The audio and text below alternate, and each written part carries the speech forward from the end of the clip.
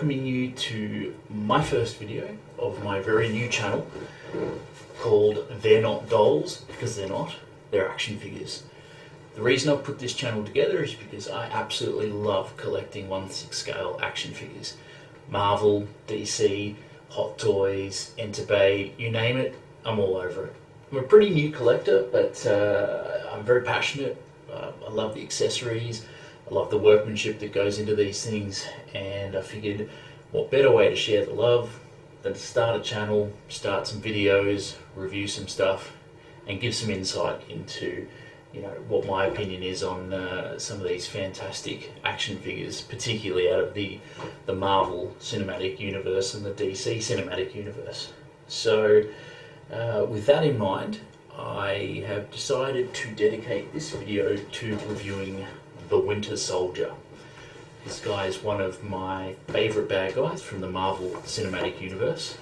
I think he's deadly, beastly, he is, kick-ass concept, lots of awesome weaponry, lots of great scenes in Captain America the Winter Soldier, and obviously more recently in the Civil War. So this review is to look at whether or not the Winter Soldier figurine matches up to his brilliant counterpart in the cinematic universe. Now obviously this isn't the latest Winter Soldier. There is one from, I believe, Civil War. The reason I'm reviewing this one is, number one, because this is what I have, and I'm not sponsored by any companies or any distributors or suppliers, so what I'm reviewing is just out of my personal collection. So I guess this gives you a bit of insight into whether you should be still interested in the Captain America Winter Soldier version of Winter Soldier if you're contemplating getting the newer one. So if you're a bit on the fence, this might help you decide one way or the other. So without further ado, we'll get a little bit into the actual review. So obviously we have the box, fairly standard, in line with the other boxes from the Winter Soldier, so Black Widow and Captain America. Some nice detail on the sides of the box, some nice artwork or nice photography on the front there, and obviously the credits and details on the back. So if we just plop it open, you'll get this really nice sort of inner cover. Again, really fantastic photo of the figure itself. Beautiful detail, but fairly stock standard. There's nothing particularly new here.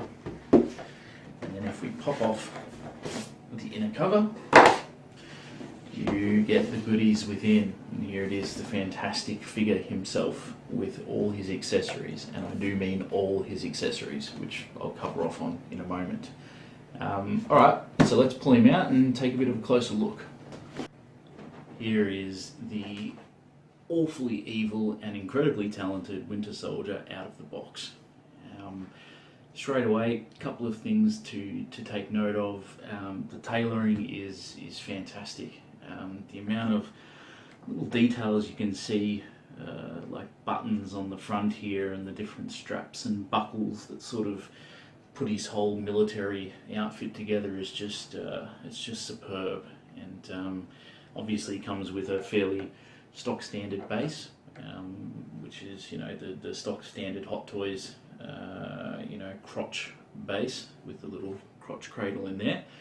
If I just take him out of that for a moment, just to give you a little bit of a sort of a 360 view, you can see that the gorgeous metal arm, which the Winter Soldier is known for, is captured obviously very faithfully here, and they've done a particularly good job of the hair. I think you'll find that the hair is quite pleasing, and even though it's sort of one solid sculpt on there, that they have managed to get these individual strands coming out the bottom really nicely. He's got these knee pads here, and then chunky sort of, again, military style boots on the bottom. Now, what you may have also noticed is he's got quite a few sort of spots where it appears that weapons will be sort of holstered or stuck on. Believe it or not, every single one of those spots does actually hold a weapon of some description, because this guy comes with an absolute stack of accessories. If I was to say the favourite thing about this figure for me, it would be the accessories. I'm always a firm believer in the more accessories gives the more value overall, because basically the more you have in accessories, the more fun you get posing the figure and obviously swapping things in and out. So I'll pop him back on his crotch cradle there, and we might take a look at what we get in the way of accessories. So first of all, we have the different hand sculpts. So I'll just go through these and have a look. You can obviously see you get a couple of different open hands and a couple of different fists, and obviously each one is sort of paired up with one metal arm hand and one skin arm hand. So he comes with a total of 4 different sets of arms, besides the ones he's obviously got on there at the moment. But that's really just the beginning. And what he also comes with is a completely separate head sculpt, which shows his mouth and a little bit of sort of, I guess, unshaven look there, and the distinctive Winter Soldier, I guess, what would you call that, eyeshadow look, kind of the, you know, drunken eyeshadow look, and there's a bit different obviously to the sculpt here, which has his ski mask thing on at the moment. So another head sculpt, fantastic. Speaking of head related stuff, he also comes with a pair of goggles here that you can obviously put on or off at your leisure. I prefer to leave them off, just because I think one of the best is the eyes and the amount of you know, personality and realism that comes through the eyes. So I tend to shy away from things like sunglasses and stuff that hide those away, but these are still really cool. Now, weapons. I wasn't lying when I said this guy comes with pretty much his own personal arsenal. That Winter Soldier is not shy of a gun or a knife, so he's a very well prepared guy. You know, obviously home defense is very important to him, so let's go through some of the stuff that he's got. Obviously this sort of assault rifle with a grenade launcher on there. It's a fantastic sculpt, not much in the way of colour variation, but obviously lots of little details there, and in typical Hot Toys fashion, everything can be sort of reloaded, and I think that you can actually, yep, take out the clip and reload it in there. So that's fantastic. That's probably his largest weapon. Then we have this disc mine shooting gun thing, which is the technical term for it, with removable disc right there, which, if you remember, comes from the scene in the film where the Winter Soldier shoots the mine disc underneath Director Fury's, causes a nasty explosion underneath. So looks fairly accurate to the film. Obviously, again, lots of sort of little details and things on there, but not much in the way of paint variation or anything. It's just a sort of a solid black colour. And he's got this little Uzi or submachine gun. Again, lovely Hot Toys detail. There's even a little bullet inside there, so that's fantastic. Then a pistol with the patented Hot Toys sort of pullback mechanism intact. It does get a little stuck, so you probably don't want to do that too often, otherwise you might break it. And it also has a little clip that comes out like so. Still with the guns, we've got this snub-nosed 4-barrel pistol, which is fantastic, and as you see, it's got a little reloading mechanism there. And finally, this tiny little twin-barrel pistol. Onto the knives. He has 2 twin blades here. Really really nice detail. You can see there's sort of some patterns on the handle and a serrated edge. So they're fantastic.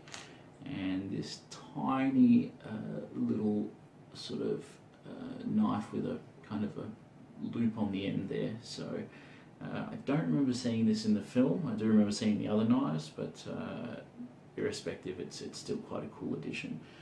And then finally, a grenade, which actually goes into the Winter Soldier's costume. If you have a look here, you can just see I've sat one in there to sort of show you, and there is another spot for another one on there somewhere.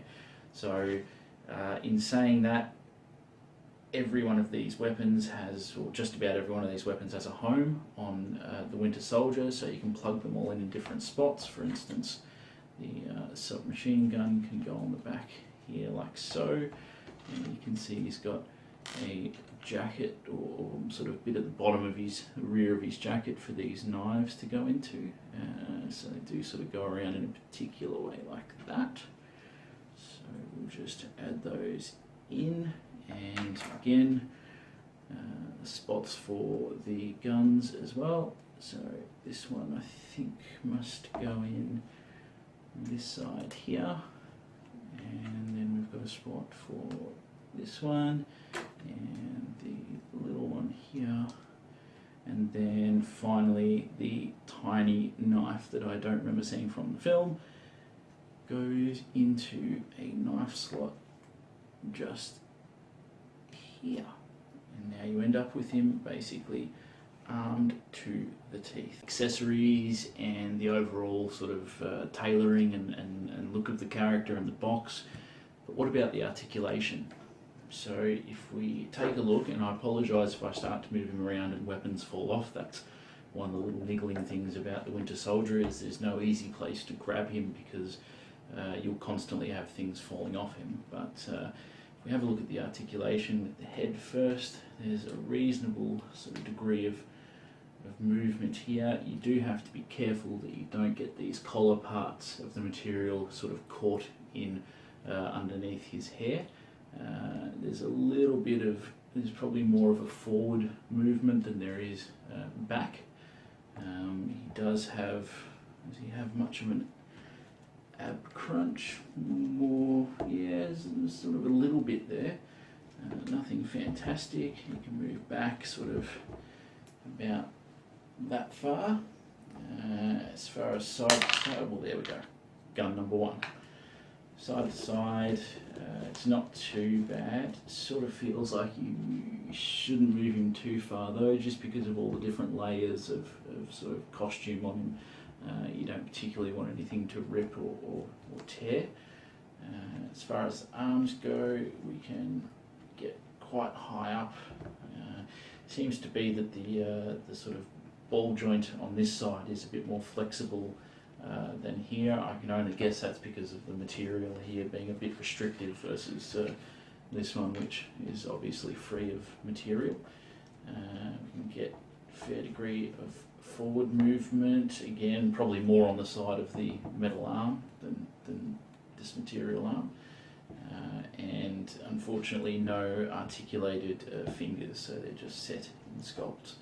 As far as legs go, fairly good bending at the knee, sort of not too far out in front, and from the feet, not really much range at all. But look, I'd say overall, considering the complexity of the uniform, the articulation is not too bad.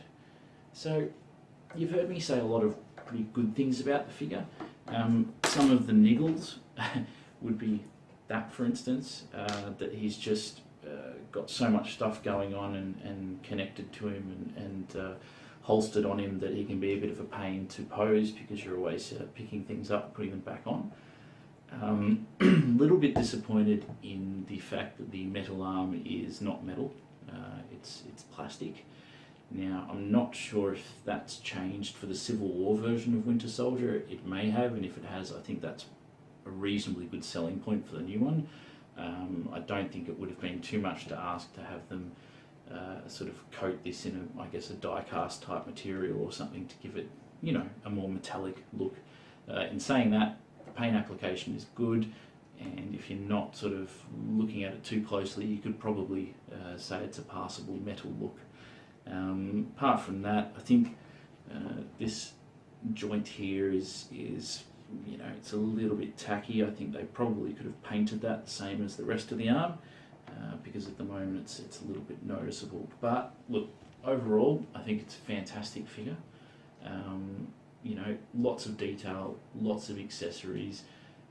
Second hand at the moment, this figure is probably going for between $250 to $320 Australian. I still think that's fantastic value, and I think if you can find one and you don't have a Winter Soldier yet, by all means grab this figure. I will do a bit of research into the newer Civil War one, but my understanding is it comes with less accessories, which was a major selling point of this one for me. So if you're really into accessories, this is probably the one to go for. Look, if I was to give it a score out of 10, I'd probably say 8, purely on the basis of, you know, fantastic tailoring work, detail on the figure, oodles of accessories, and the fact that I just happen to really like the Winter Soldier. So that's all for me, guys and girls, and by all means please subscribe to my channel and like my videos and do all those kind of things that make me really, really happy, because obviously I'm just starting out, so I will be immensely motivated by your positive feedback or constructive feedback. So thanks very much.